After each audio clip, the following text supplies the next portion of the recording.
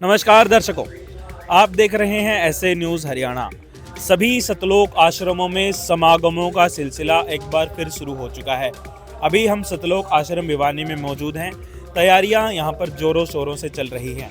इस बार खास बात यह है कि एक समागम नहीं, दो समागमों का संगम देखने को मिल रहा है। पहला समागम संत रामपाल जी महाराज का बोध दिवस और कबीर परमेश्वर जी का निर्वाण दिवस एक साथ सभी सतलोक आश्रमों में मनाया जा रहा है।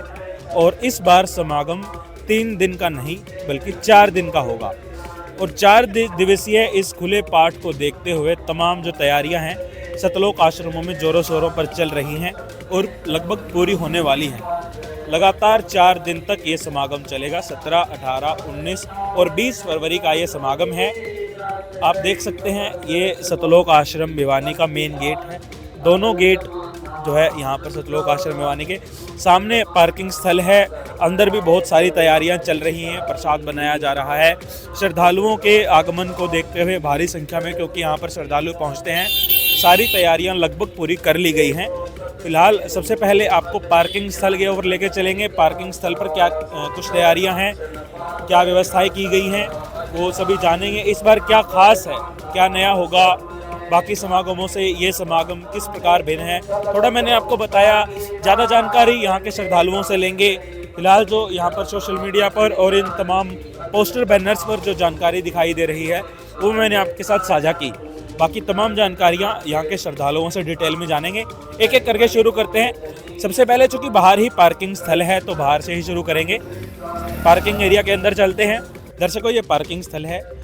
यहाँ पर काफ़ी संख्या में गाड़ियाँ पार्क एक समय में हो सकती हैं। बहुत बड़ा स्पेस दिया गया है और इस पार्किंग की व्यवस्था को संभालने के लिए सतलोक आश्रम के ही कुछ सेवादार यहाँ पर मौजूद हैं, यहाँ पर बैठे हुए हैं। तो यहाँ की व्यवस्थाओं के बारे में जानेंगे। लेकिन पार्किंग स्थल में आते ही यहाँ पर जूता घर दिखाई देता है। यहाँ पर भी काफ़ी रैक्स लगाई गई हैं। सभी श्रद्धालुओं के जूते यहाँ पर जमा किए जाते हैं। क्योंकि हम पहले भी यहाँ पर काफ़ी बार आ चुके हैं तो हमें इन व्यवस्थाओं के बारे में जानकारी है कि यहाँ पर श्रद्धालुओं के जूते जमा किए जाते हैं आश्रम में प्रवेश करने से पहले ही। और यहाँ पर पार्किंग स्थल है पूरा, जहाँ तक ये कैमरा दिखा पा रहा है वहाँ तक ये पार्किंग का एरिया है। और काफ़ी ज़्यादा संख्या में यहाँ पर चारों दिन ही श्रद्धालु आते रहते हैं। आज रात से ही श्रद्धालुओं के आगमन का सिलसिला शुरू हो जाएगा और ये पूरा पार्किंग स्थल श्रद्धालुओं की जो वाहन है उनसे भरा हुआ दिखाई देगा। 4 दिन बाद जब ये समागम समाप्त होता है तब ही ये सारी पार्किंग स्थल दोबारा खाली होता है। तो अभी एक एक करके सारी व्यवस्थाओं के बारे में जानकारी लेते हैं। सबसे पहले जूता घर से शुरू करते हैं। यहाँ जानते हैं कि क्या व्यवस्थाएं मौजूद हैं। सर नमस्ते जी। सर क्या शुभ नाम है आपका, कहाँ से आप? नित्यानंद दास, गांव खेड़ी, तहसील अटेली, जिला महेंद्रगढ़, हरियाणा से। सर आपके जूता घर के अंदर ड्यूटी लगी हुई है, तो बताइए सर यहाँ की क्या व्यवस्थाएं हैं? यहाँ सिस्टम ऐसा है, जूता सेवा निःशुल्क है। इसमें किसी से कोई किसी तरह का चार्ज नहीं लिया जाता है। और सिस्टम ऐसा बनाया है कि रैक के ऊपर भी नंबर लगे हुए हैं और उसी तरह से बैग पे और एक बैग के अंदर टोकन होता है। वो टोकन जब जूता जो भी जमा करता है वो टोकन उसको दे देते हैं और जूता रख देते हैं रैक पे उस नंबर के ऊपर। जब वो वापस जाते हैं तो उसको टोकन वो दे देता है और जूते उसको वापस दिए जाते हैं। ये है। ठीक है सर, तो आप ये बताइए सर कि लगभग कितने जूते एक बार में जमा हो सकते हैं यहाँ पर? सच्चाई भगत जी, सच्चाई जी, परमात्मा की दया से लगभग 12,000 जूते एक बार में जमा हो जाते हैं हमारे यहाँ जूता घर के अंदर। और परमात्मा की दया से हम जूता जमा करके हर भगत को टोकन देते हैं। सभी के जूते सुरक्षित परमात्मा की दया से सुरक्षित रखते हैं, सुरक्षित ही वापस दे देते हैं। परमात्मा की भंडारा होने के बाद वे जाते हैं तब घर सुरक्षित देते हैं। परमात्मा की दया से सभी तरह की व्यवस्था बहुत अच्छी है परमात्मा की दया से। मतलब सर जो लोग यहाँ पर पहले नहीं आए हैं, पहली बार आने वाले हैं, जो हमारे दर्शक हैं जो इस वीडियो को देखकर यहाँ पर आएंगे, उनके जो है कोई चिंता नहीं है अपने सामान के गुम होने की, अपने जूतों के गुम होने की। जो भी वो सामान अपना साथ लेकर आते हैं, आमतौर पर ऐसे धार्मिक स्थलों पर लोगों का सामान गुम हो जाता है। तो आप कैसे विश्वास दिलाएंगे उनको कि आपका सामान यहाँ पर गुम नहीं होगा? जी भगत जी, हम परमात्मा की दया से जो भी भगत आता है उनके जूते लेकर उनको टोकन देते हैं और उनके जूते सुरक्षित रखते हैं। आते समय वो टोकन देकर और वो जूते हम उनको दे देते हैं। दिखा सकते हैं सर, वो टोकन दिखा सकते हैं आप? ये देखो जी, ये ठेला है और ये टोकन है भगत जी। जूता ठेले में डाले, टोकन भगत को दे देते हैं और वापिस आते टोकन लेकर जूता उसको दे देते हैं भगत। जी, बहुत बहुत धन्यवाद सर। अभी तक आपने जाना जूता घर की और पार्किंग की व्यवस्था के बारे में। फिलहाल आप आश्रम का गेट देख सकते हैं, गेट नंबर 1 सतलोक आश्रम भिवानी का, इसी तरीके से गेट नंबर 2 उस तरफ सतलोक आश्रम भिवानी का। हम गेट नंबर 2 से एंट्री करेंगे और एक एक करके सारी चीज़ें देखेंगे, सारी तैयारियां देखेंगे, किस तरह से समागम की तैयारियां जोरों शोरों पर चल रही हैं और भी काफ़ी सवालों के जवाब जानेंगे। दर्शकों, आश्रम के अंदर आते ही सबसे बड़ा अट्रैक्शन का जो पॉइंट है वो है ये प्रदर्शनी स्थल। हर बार सबसे मेन अट्रैक्शन का पॉइंट पब्लिक के लिए ये प्रदर्शनी स्थल ही होता है। तो इस बार इस प्रदर्शनी के अंदर क्या कुछ खास है ये सब देखते हैं। सबसे पहले यहाँ पर आध्यात्मिक प्रदर्शनी का एक जो है समरी दी गई है कि इस प्रदर्शनी के अंदर क्या कुछ दिखाया जाता है, वो सब इसके अंदर एक समराइज्ड फॉर्मेट में लिखा हुआ है। वैसे तो इस प्रदर्शनी के ऊपर एक डिटेल्ड वीडियो हम आपको हर बार की तरह इस बार भी प्रोवाइड करवाएंगे। फिलहाल क्योंकि हम तैयारियों के लिए ये वीडियो शूट कर रहे हैं, आप देखिए कि किस तरह की तैयारियां अभी तक इस प्रदर्शनी के अंदर चल रही है। अभी ये कटआउट्स क्या हैं और इनका क्या महत्व है, क्या सिग्निफिकेंस है, वो सब चीज़ें आपको डिटेल्ड वीडियो के अंदर देखने को मिलेंगी। फिलहाल आप इसकी भव्यता को महसूस कीजिए कि कितनी भव्य तरीके से ये सारे जो स्वरूप हैं, कटआउट्स हैं, ये लगाए गए हैं, सजाए गए हैं। और इस तरीके से ये प्रदर्शनी बहुत बड़े जो एरिया को कवर करती है और पूरा जो संत रामपाल जी महाराज का दिया हुआ ज्ञान है जो वो अपने सत्संग प्रवचनों में बताते हैं। संत रामपाल जी महाराज की शिष्य इस प्रदर्शनी में सारे उन्हीं तथ्यों को प्रदर्शित करते हैं, इसीलिए इसका नाम प्रदर्शनी है। देखिए, जो अभी ये सब क्या है आपको शायद समझ ना आ रहा हो, चिंता ना करें, ये सारी चीज़ें हम आपको डिटेल में बाद में एक डिटेल्ड वीडियो के अंदर सब एक्सप्लेन करेंगे, यहाँ के श्रद्धालुओं से जानेंगे। फिलहाल आप देखिए, इस प्रदर्शनी की भव्यता को महसूस कीजिए कि कितने पवित्र तरीके से इस पूरी प्रदर्शनी को सजाया जा रहा है और इसमें लगाई गई चीज़ें दिखने में इतनी भव्य हैं तो इनकी सिग्निफिकेंस कितनी ज़्यादा होगी, किस लेवल की चीज़ें यहाँ पर की जा रही हैं, आप अभी अज्यूम बेशक ना कर पा रहे हो, लेकिन चिंता न करें, इसकी डिटेल्ड वीडियो में हम वो सारी चीज़ें भी आपको बताएंगे। ये 3D कटआउट्स, ये इतने सारे फ्लैग्स, ये देखिए, ये चीज़ें, ये सब क्या है, ये रियल इनका सिग्निफिकेंस क्या है, ये सारी चीज़ें आपको धीरे धीरे अगली वीडियोस में, आने वाली वीडियोस में पता लगती रहेंगी। तो भंडार गृह में इस वक्त मैं मौजूद हूँ और यहाँ पर लड्डू का प्रसाद बनाने का काम चल रहा है।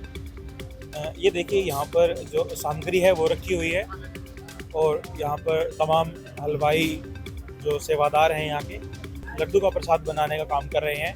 यहाँ पर प्रबंधक सेवादार हमारे साथ मौजूद हैं, इनसे जानते हैं यहाँ की व्यवस्थाओं के बारे में। सर नमस्कार। नमस्कार सर। सर सबसे पहले अपना नाम बताइए, कहाँ से आप? सर मेरा नाम सुभाष सैनी है और मैं हनुमानगढ़ राजस्थान का निवासी हूँ। राजस्थान से हो सर? सर मैं ये जानना चाहता हूँ कि जो लड्डू का प्रसाद बनाने का काम चल रहा है, इसमें आप कैसा मटेरियल यूज़ करते हैं, कितने व्यक्ति एक समय में यहाँ पर काम करते हैं, लगभग कितने श्रद्धालुओं के आने की उम्मीद है और कितना प्रसाद आप उनके लिए तैयार कर रहे हैं? सबसे पहले तो जी मैं आपकी ऐसे न्यूज़ टीम का बहुत बहुत धन्यवाद करता हूँ। जैसा कि आपने प्रश्न किया मेरे से कि आपकी जो मटेरियल है वो किस प्रकार का यूज़ आप कर रहे हो, तो सबसे पहले मैं आपको बताना चाहता हूँ कि हमारे सतगुरुदेव जी की दया से ये जो भंडारा है ये पूरे आल विश्व का निमंत्रण है हमारा सतगुरुदेव जी का। और ये भंडारा 4 दिन का भंडारा है, 17 फरवरी से लेके 20 फरवरी तक ये भंडारा चलेगा। और इसके अंदर सतगुरुदेव जी की दया से प्योर बेसन का यूज़ परमात्मा की दया से किया गया है। प्योर बेसन का मतलब ये है कि घर की दाल पिसवा के हमने सतगुरुदेव जी की दया से बेसन तैयार किया है और बिल्कुल प्योर बेसन है, इसमें किसी प्रकार कोई मिलावट नहीं है। और शुद्ध देसी घी बिट्टा का यूज़ किया गया है, यानी कि सारी जो चीज़ें हैं बिल्कुल साफ सफाई के साथ प्रॉपर वे से, किसी भी तरह का कोई भी इसमें मिलावट नहीं है, कोई भी अव्यवस्था नहीं है, बिल्कुल साफ सफाई का प्रबंध किया गया है। और साथ में और ये 4 दिन से लगातार अभी भट्टियाँ चल रही है और इसमें 200 भक्तों की टीम जो दिन रात इसमें सेवा लगा रही है, दिन रात उनकी अलग अलग शिफ्टें होती है, तो क्रमबद्ध तरीके से सारी सेवाएं ये दिन रात चलती है जी। कितने श्रद्धालुओं के आने की उम्मीद है?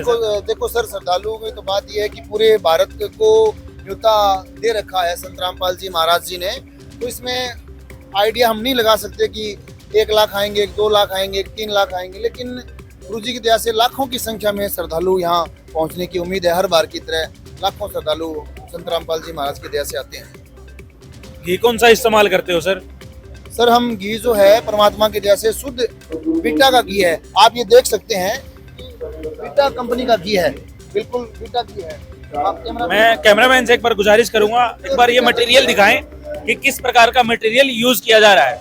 बिल्कुल प्योर बीटा का घी है, बिल्कुल प्योर बीटा का घी है जी। बिल्कुल इसमें कोई तरह की मिलावट नहीं है किसी तरह की, प्योर ओरिजिनल बीटा का घी है जी। बीटा कंपनी का घी इस्तेमाल किया जा रहा है, उच्च क्वालिटी का घी है बिल्कुल। और बेसन और घी और चीनी जो है उच्च क्वालिटी की इस्तेमाल करने के बाद और एक सेवादारों की पूरी फौज लेकर लाखों श्रद्धालुओं के लिए लड्डू का प्रसाद तैयार करने की प्रक्रिया का प्रबंधन ये सेवादार यहाँ पर कर रहे हैं। इनसे हमने जाना कि ये पूरा प्रोसेस किस प्रकार से किया जा रहा है। एक बार लड्डू बनाने की जो प्रक्रिया है सर, उसके बारे में और बता दीजिए। सबसे पहले लड्डू के लिए जी घोल तैयार किया जाता है बेसन का। आप देख रहे हो उधर घोल तैयार हो रहा है। उस घोल को तैयार करने के बाद इस भट्टियों के पास जो हलवाई हैं उनके पास आता है और उसके बाद देसी घी के अंदर इनको पूरी तरह से सेका जाता है और पूरी तरह से तैयार हो गया। उसके बाद पूरा तैयार होने के बाद चाशनी के अंदर डुबोया जाता है। वो चाशनी में डुबोने के बाद जब तक बूंदी पूरी चाशनी पी लेती है उसके बाद में इनको बिल्कुल तरह से छान के, यहाँ जैसे कटोरे लगे हुए हैं बड़े बड़े, इन कटोरे के अंदर बिल्कुल रस निकल जाएगा। जितना बूंदी को पीना है उतना लेके उसके बाद में बड़े बड़े कप है उसमें रखा जाता है। जी जी सर, बहुत बहुत धन्यवाद आपका। आप पूरा भारत जहाँ से सुन रहा है तो उन सभी से प्रार्थना है कि आप ज्यादा से ज्यादा संख्या में सह परिवार पधारें और यहाँ देखें। हाँ, सतगुरुदेव जी का जो भंडारा है उसको एक बार जरूर आके देखिए, हमारे लिए प्रार्थना है। जी बहुत बहुत धन्यवाद आपका। धन्यवाद। और ये निमंत्रण है हनुमानगढ़ राजस्थान से आए इन सेवादार का आप सभी दर्शकों के लिए कि आप जी इस भंडारे में एक बार जरूर पधारें और देखें कि व्यवस्था किस प्रकार से चल रही है।